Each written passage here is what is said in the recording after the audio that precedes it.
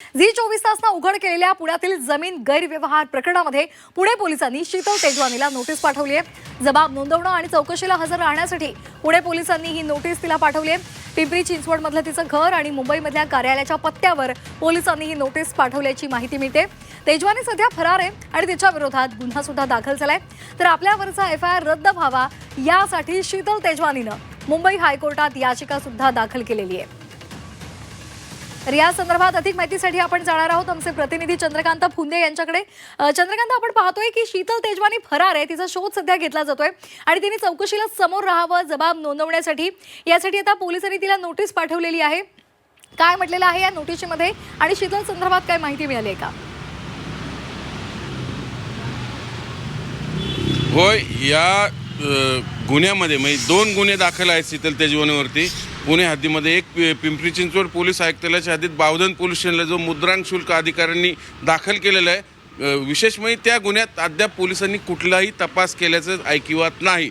आम्ही अधिकाऱ्यांना फोन केला, ते सांगतात तपास चालू आहे, विभूती नावाचे तिकडे पिया आहेत, काही करत नाहीत ते। पण इकडं मात्र दुसरा गुन्हा जो दाखल झालेला आहे तो बोपडी प्रकरणात तहसीलदार निलंबित सूर्यकांत येवले, त्या सूर्यकांत येवलेला या शीतल तेजवानीनं ह्या मुंडवा जमीन प्रकरणासंदर्भात एक पत्र लिहिलं होतं की आम्हाला ताबा द्यावा या जमिनीचा, असा व्यवहार झालेला आहे। आणि त्या पत्राच्या आधारे तेच निलंबित तहसीलदार सूर्यकांत येवले यांनी त्या बॉटनिकल सर्वे ऑफ इंडिया संस्थेला हा ताबा ॲमेडिया कंपनीला द्यावा असं आदेश काढले होते, निर्गमित केले होते, जे की बेकायदेशीर होते। मुळात कुठलाही नजराना भरला नाही, फक्त तसं पत्रात नमूद केलं की आम्ही कलेक्टर ऑफिसला 11,000 नजराना भरलेला आहे, कारण या सगळ्या वतनाच्या जमिनी होत्या।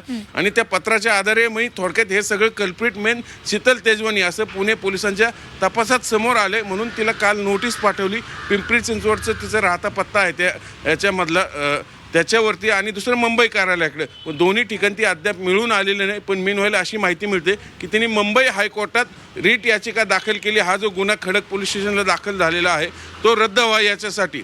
त्यामुळे आज ती खरंच पोलिसांसमोर हजर होणार का हेच पाहायचं। पण पोलिसांनी किमान पुणे पोलिसांनी तरी का ॲक्शन मोडवर गेलेले आहेत, पण पिंपरी चिंचवड पोलीस आतापर्यंत का गप्प आहेत हा सर्वात मोठा जिचविषयक प्रश्न विचारतो या निमित्ताने।